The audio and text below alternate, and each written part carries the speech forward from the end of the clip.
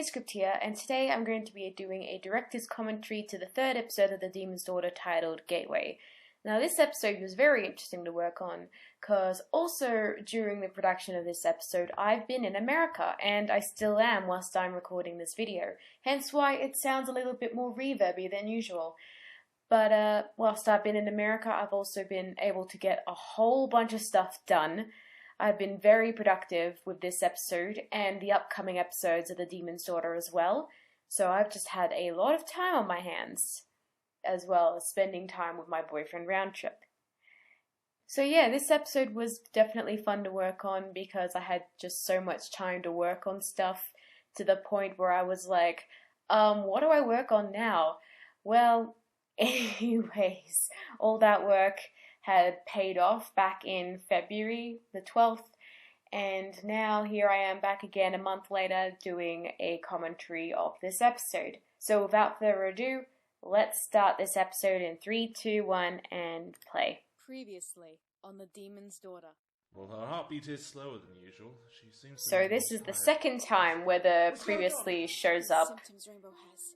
They're way too similar to the ones And we actually have some proper images, like that image with Tenebrae like sucking up the grief was only kind of like shaking a little bit in episode 2, and then we actually saw that proper image, and that was actually taken from Tenebrae's backstory where she was sucking up grief from the baker first, and then they would go to Selena to find out what was going on, for those who paid attention to that. I don't know if I'll redo that. I think I should. I mean, it is a pretty good story, but I voiced the baker for some reason, and I don't know why I did that. Maybe in the future I might redo it, who knows. But then I'd have to redo the other one about Blue Streak, who knows. Anyways, back on topic, we're almost at the end of the previously.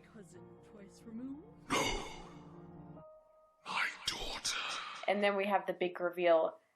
Like, last episode we had the reveal that Hexar was the younger brother of the goddesses, but also that he was Misty's father. Quite a twist, huh? I remember people in the comments going like that. And I mentioned that in the last commentary as well, actually, when people go nuts over those twists. I cannot praise Rolly Arts enough for this incredible artwork she has done for the intro.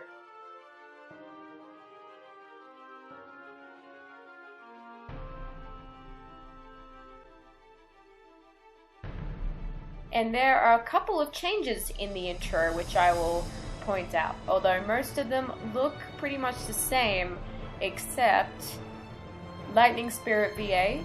Used to be Thunderspeak VA, but they've recently changed their name.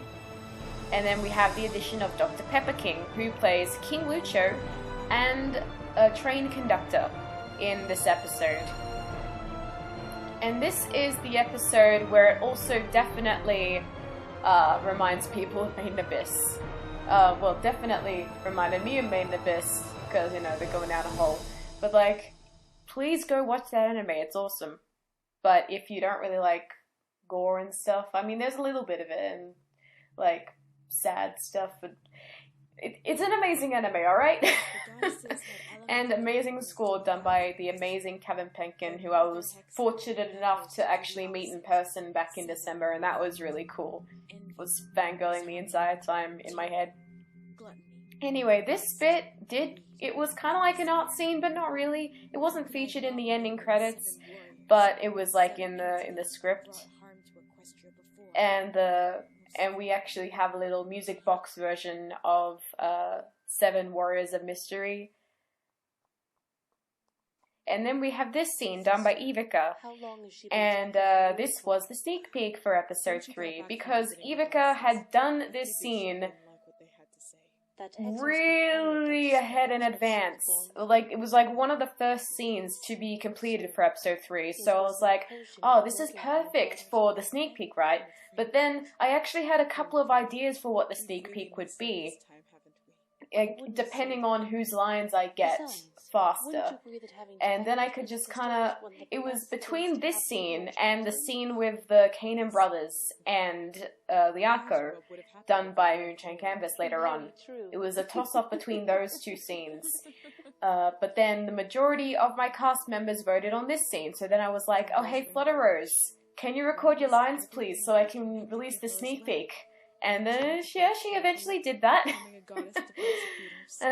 Flutterose has been my Princess Luna since episode 6 of The Heart Shell. So she has been in my productions for almost 6 years. You might not like this. Wow, time flies. And I remember participating in The Lost Sun. Oh, that was an audio drama that existed back in 2017, 2016. And as I'm recording this, her new audio drama Chaotic Harmony is in the works, along with Rolly Arts helping her out with that as well. It has been in the works for quite some time though. I can't wait for that to be released. Hopefully in March, but I'm not entirely sure. It kind of changes. But I'm looking forward to that because I've actually got a song for that audio drama, which I'm excited about finally revealing because I did that back in 2020, quite a while back, you know, it's like 2023 and the episode still hasn't been released. But Flutterose, if you're watching this, I'm looking forward to Chaotic Harmony episode 1. Anyway, speaking of songs, we're about to enter the first song of episode 3. And this is one of my favorite songs that I have worked on. This is using the melody of Best Friend and also Worried for My Friend, which is the theme of Misty and Rainbow. Take that as you will, guys. But I just thought that that was just the perfect melody for a song. And this is the second solo song that Misty has in this audio drama. The first one was I Would Never Change a Thing, and that was more like a little happy song, but this one delves more into the feels. I actually had a lot of fun working on the animatic of this as well. And if I can remember correctly, I actually worked on 3 songs. Trying to remember which month that was. I think December, November, one of those months last year where I just worked on 3 songs in that month.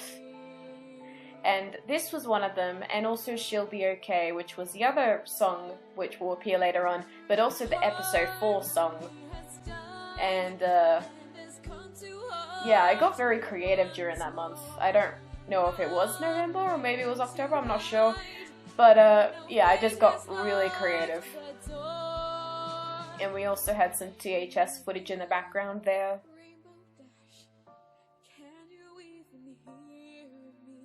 And then this picture was the little promo image, like one day before the episode came out. And everyone was really liking this song when it came out.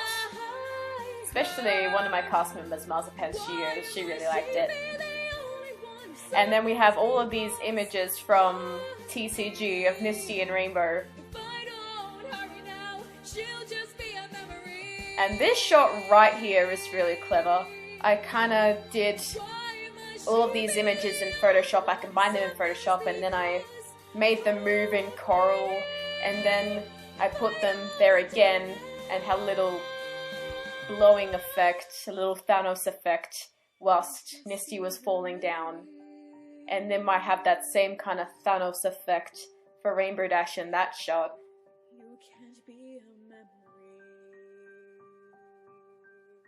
And there we go. That's the first song for episode 3, guys. I really enjoyed working on that one. Alright, off to the next scene, which is in the Canaan Castle Library.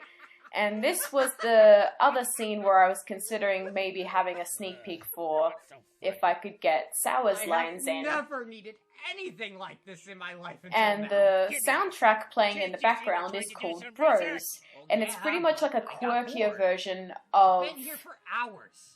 The Land That Once Stood, which was from TCG episode 8. And yes, it has been confirmed from this episode that Liako, that Brucus and Arcus had been adopted by King Sephiros. So they're like Liako's big brothers now, which I find is really sweet, actually. So I gave them so much character development. They started out as like generic guard characters that were just like the villain's henchmen, but then I kind of gave them a backstory, and then I've actually gave them personalities and stuff. No. Oh boy. Man, time flies. And of course Brian has been voicing this Kanem for almost 5 years as well. So congratulations, Brian. Thanks a bunch. And also thanks to my fandom bro Sour for taking on the role as Arcus as well, when my previous VA couldn't do it anymore. So that was really cool. Arcus, I think I found something. And then of course there's Liako. She has had 3 voices during the NIST Versus run. Of course, the main VA for TCG was Kenzie Main, but then I took over in episode 4 when she wasn't able to submit lines. And then, of course, for the Demon's Daughter, Agent has taken over the role, so Liako has had 3 VAs, and Arcus has had 2, and Brucus has only had 1. So pretty cool, since Agent actually voiced Queen Dira, who is Liako's mother. Anyway, then when we come to this like chibi storybook style done by Moonshine Campus, and originally this was her entire scene, but I was like, you know, this would actually work much better when King Lucha is narrating, and please have your normal style when he's having his interaction with Hexa. But I must say that this chibi style is so cute, and I kind of did a little page flip. So this is kind of like the second interaction between Hexa and the Kanem King, because the first one we saw was when Hexa was trying to bargain with King Sephiros back in episode 2. But yeah, this time, yeah, he's still a smirky figure. But this was because he was only just like banished not too long ago by the goddesses. So he's still trying to regain his strength by assigning the different components to everyone. So the first one would have been despair, because that would have been the component he gave up to save himself. And then, chronologically, greed was the second one. And then the other 5 would have followed suit afterwards, like lust, and then tyranny, and then gluttony, etc., etc. And envy was the last one, when Princess Luna became Nightmare Moon. Just because it's called the Golden Ribbon Vase doesn't necessarily mean it belongs to them. What? What matters is you stole the vase without a second thought. You're the perfect thief. Okay, back to talking. I really love Dr. Pepper's King's acting in this scene. You know, he's keeping a balance of being like a noble king, but also like showing some emotion towards this smoky demon. And then of course and the Hexar is actually foreshadowing what's going to happen next, you know, with King Sephiros as the next king, and everything's gonna fall apart, and then the nutrients are gonna die and stuff. But of course at the moment the food is plentiful, so of course King Lucha is not gonna listen to what he has to say. Since you touched that vase, you have no I don't know how many times I have to say it, but I absolutely love Equestria Exploration's voice for Hexar. But not just that, they are also very talented at being an artist and animator. Seriously. They have such amazing animations for another audio drama part of called Lighter Shade of Crimson. If you don't know what that is, that's an audio drama by my friend Agent Zero Fluffy. And I do the music for that. And I do a bit of VA work and a bit of art for that. I also do the art for the thumbnails. And Equestria does these cool animations. And they are absolutely amazing. Let my husband go! Okay, this next scene is done by Marzipan Studios, and she was like, when she first saw the scene, she was like, hey Muse, can I do this scene? And I'm like, oh yeah, I know why. Because her character, Queen Soelia, is in this one, so she really wanted to draw her, which makes a lot of sense. Oh dear, are you alright? And this flashback also serves as a little turning point for the king and queen of the Canaan lands, because in the prequel they were shown to be very strict and they didn't let Queen Dira, well she was Princess Dira then, they didn't let their daughter go out and play with anyone because they were worried about Hexar kind of getting to her, which would be revealed later on in this episode when Hexar plans to probably take their son away. The god never questioned. He didn't really think that one through. You know, you get a 50-50 chance sometimes with these things, whether you're gonna have a boy or a girl. But pretty much, yeah, this was the turning point. Before then, they were actually pretty chill rulers, but because they were so on edge about Hexar possibly taking their daughter away, they made sure that she was protected, and they just kept a close eye on her and made sure that she was very powerful so she could fend for herself. You can't. I won't let you take our child away. You will regret this. And then, yeah, later on, that's why they were so strict, I guess.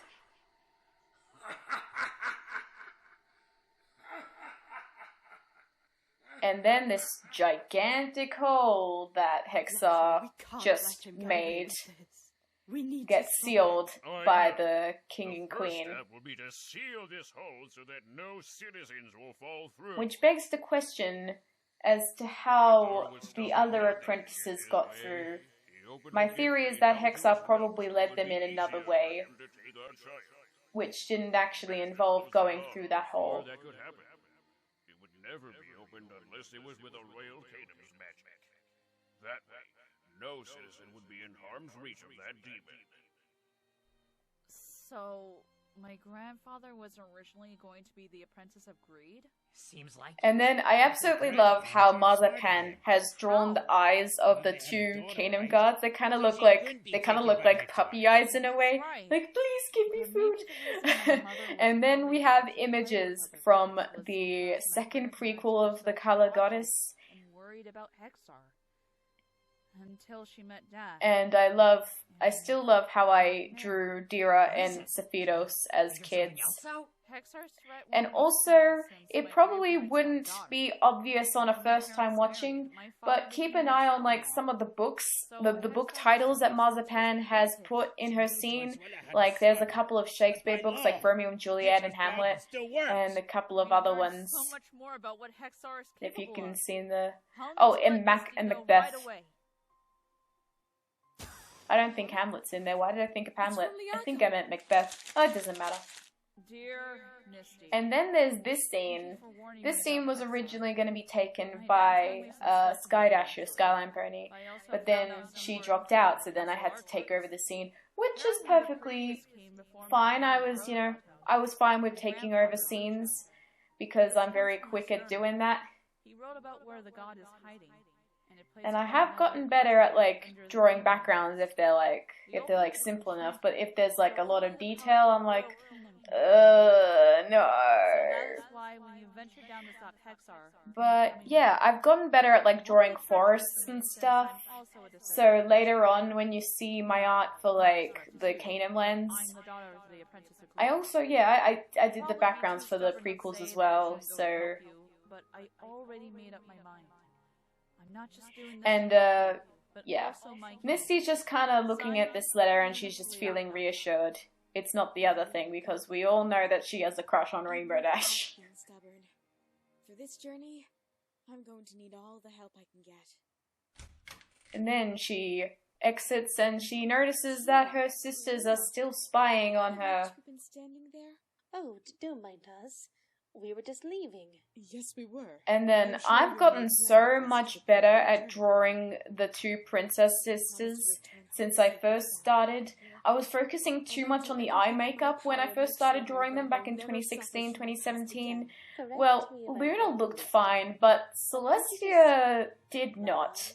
But when it came to the Christmas special in 2018, I gave Celestia a normal face, and that actually worked out much better than that ugly eyeline attempt that I tried. Back in the void?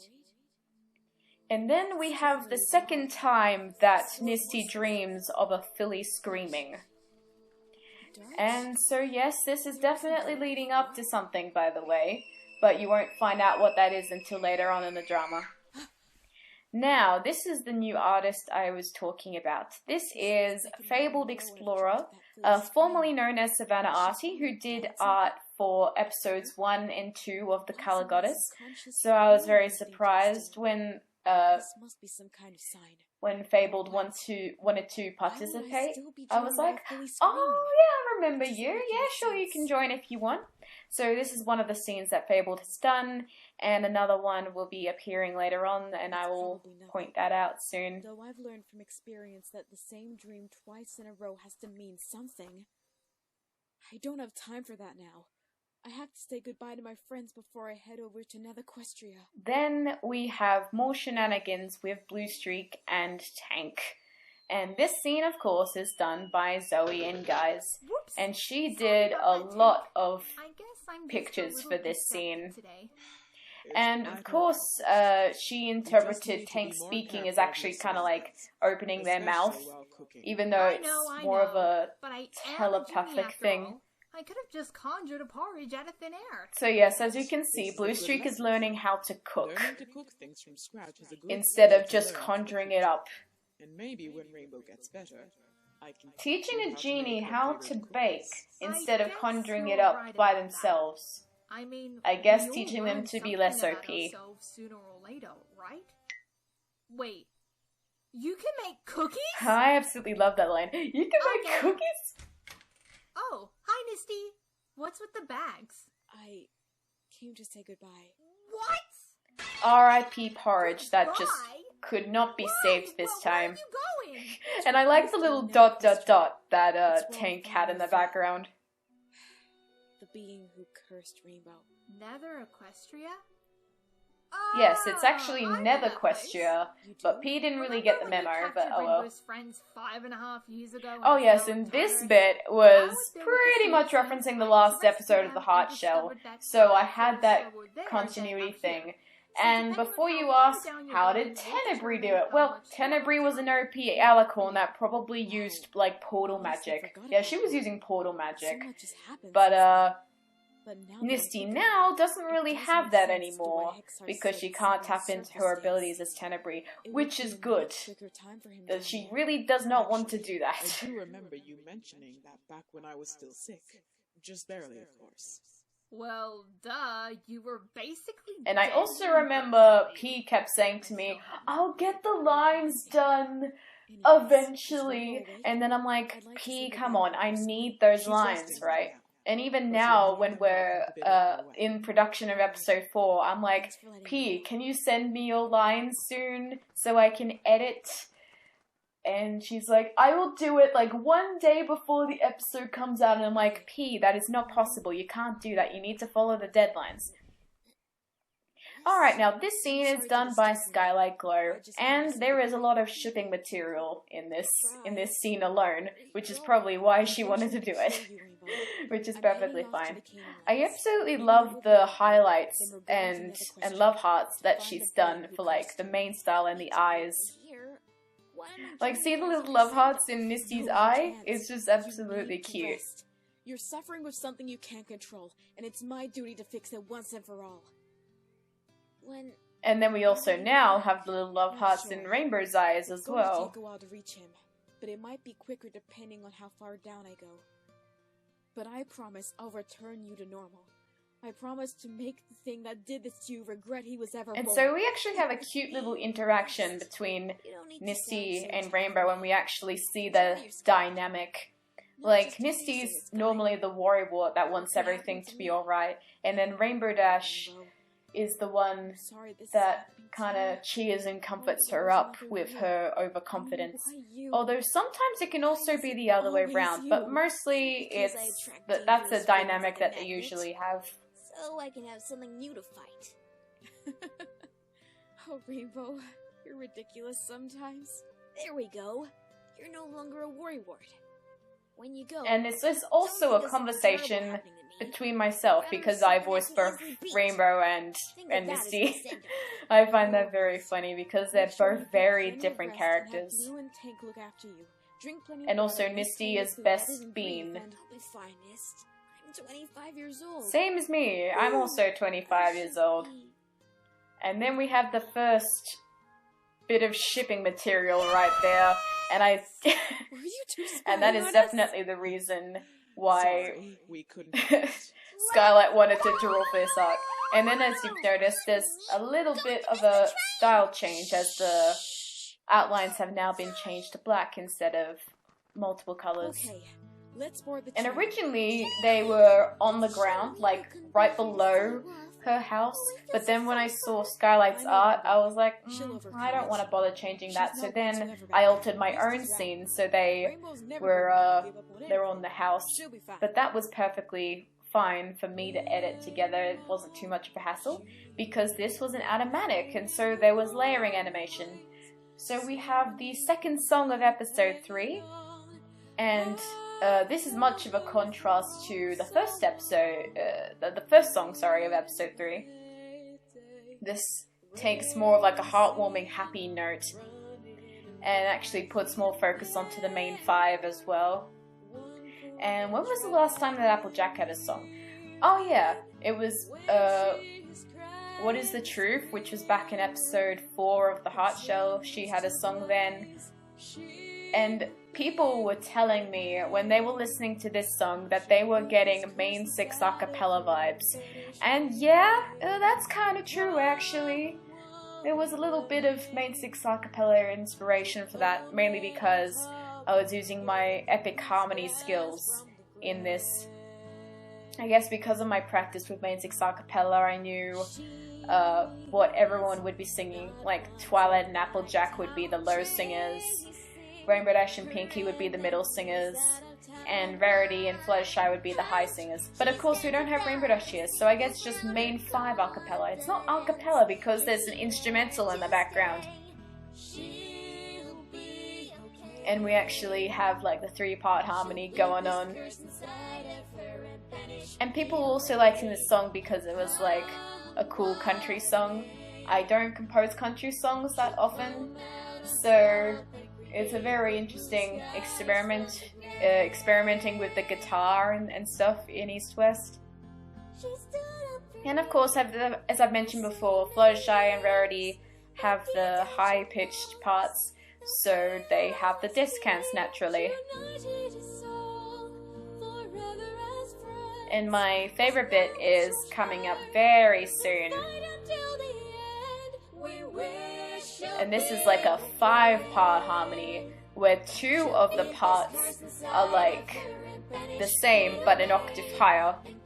In this case, Applejack and Fluttershy have the main melody, with Fluttershy being an octave higher than Applejack.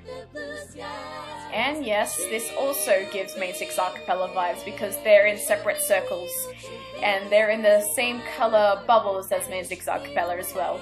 So I guess this whole song is just kind of an homage, just a kind of tribute to Main 6 a cappella in a way.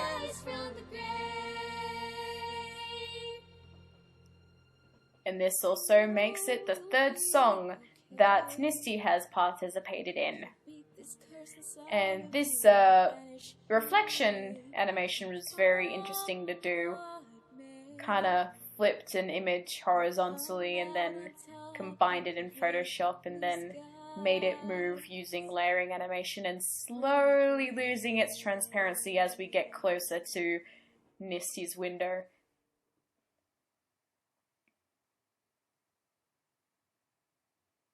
And then we have the next scene, where we have Dr. Pepper King's other character that only has one line.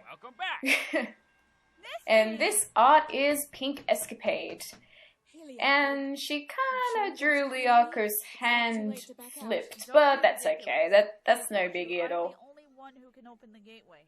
But you're their queen. You really shouldn't be. Save the chat for later, girls. I actually also love what she's done. She's kind of had some blurring effects in some areas of her images. Like we've got a blurred image in the background between Liako and Nisty for that previous image. And this one too. Just luck, everyone. And then we have That's Lovely's art. I always love his art, by the way. It's like a really pretty lineless art with pretty shading. And I also love the adorable expressions that he does as well. Before you go, we'd like to send you all. And this soundtrack playing in the background is called To Netherquestria, and it just incorporates a whole bunch of previous themes that I composed in TCG. Like this theme, for example, is Luminous theme, aka Fading Light from the Color Goddess episode 5.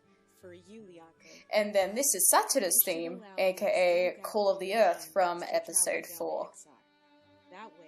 Your father won't have to worry about the I always wanted to do like a medley of the goddess themes, but go search up those soundtracks so you can get some idea. Well, thank you anyways. And then of course we have Hudika's theme, which is also melody, which is Memory of Hudika from episode 2 of the Color Goddess. If my father is in danger? And I absolutely love this part of the soundtrack. This was a really old melody, by the way. Composed it back in like 2017 when I was still trying to get used to working with Logic. And now look at me now. I've gotten so much better at timing my music that it sounds really good. Like 6 years of Logic experience. And then this melody playing immediately afterwards is actually from the song Our Journey Must Begin, actually. It was the song from episode 6 of The Color Goddess. Get it together, Nisty. We will miss you too, Nisty. But we believe that you will make it out alive. It is something only you must do after all. And our journey must begin. So, yeah. So I thought I would introduce that theme into there as well, because it's kind of like a journey theme. And it's kind of slowed down. I still remember that was one of my favorite songs from The Color Goddess as well. It was just kind of like a big epic musical number, bringing everyone together. And then this final theme on the piano is Dira's Lullaby. And then being played on the piano, it just makes it even more sad. And all of the tears.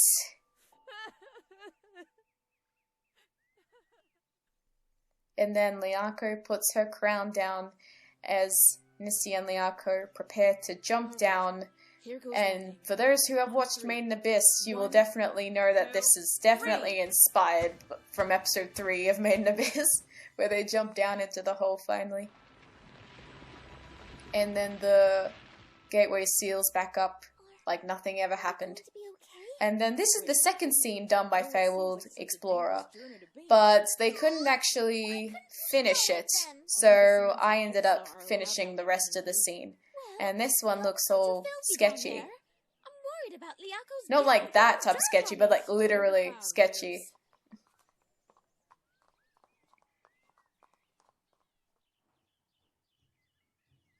What are we going to do if we lose her? I like how almost disinterested that Arcus kind of looked, even though he had so much more emotion. And then we have my half of this scene, and it was very interesting drawing Spike again in his almost adult form. But I guess the good thing about me kind of finishing off Fabled Explorer's scene was I was able to do so many very funny facial expressions like the ones that the Kingdom Guards just had. It wouldn't hurt, really. And we have the return of Bros. They get married. Then he becomes the next king, even though he's a dragon. And yes, what really cracked me up in the bloopers when Sour was saying that line, he was like, dang, I didn't know Arcus was racist. And that made me laugh so hard when I was first listening to it. Oh dear. He already knew about this, didn't he? This is gonna be so awesome, guys. So yeah, Spike is roughly the same height as the two Kingdom Guards. Even though they kind of look a bit smaller there, but that's just because they're probably slumped down. They were taken against their will by Spike's dragon strength. And then this final scene is done by Pink Escapade. Finally traveling to meet me in person. How fun. And yeah, we see more of the lair down in Nether Equestria.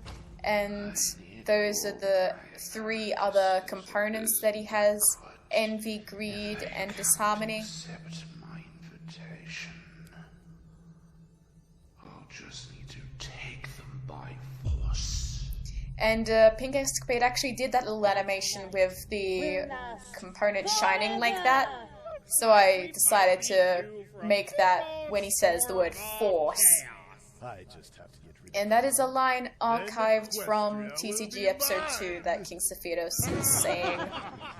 And yes, I know that Discord is in the main opening, and that's the only line and appearance he's gotten so far, but don't worry, you will see more of the Lord of Chaos in the next coming episodes. So keep your eyes peeled. Also, Flutter Rose, if you're watching this, Fluttercord is canon. I'm sorry.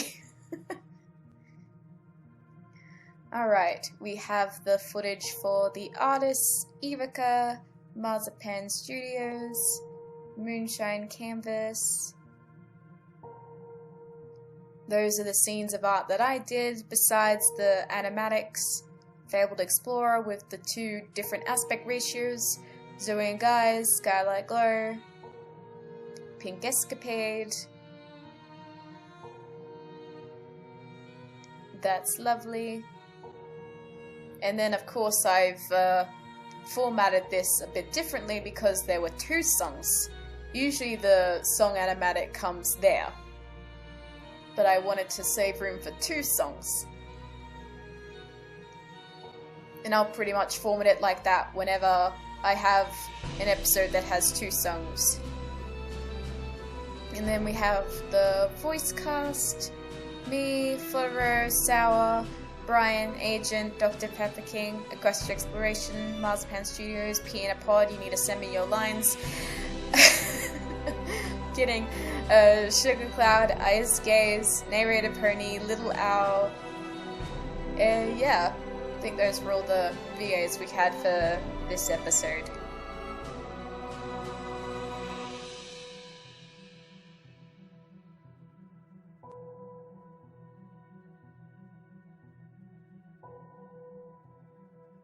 And the next episode is titled Darkness. Now, the main reason it's titled Darknesses, as you've seen in the sneak peek, is when Misty and Liako go down, and it's going to be dark on the way to Netherquestria, and they need to have a lit up path. But there will also be another reason it's called Darkness, but you will find out what that is when episode 4 comes out. Also, I've got some exciting news.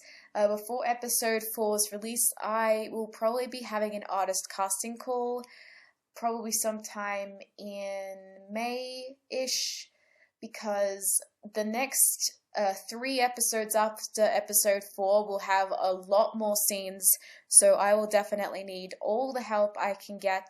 So stay tuned on my channel for May 2023, because that's when I will be releasing the casting call for artists for episodes 5 to 7.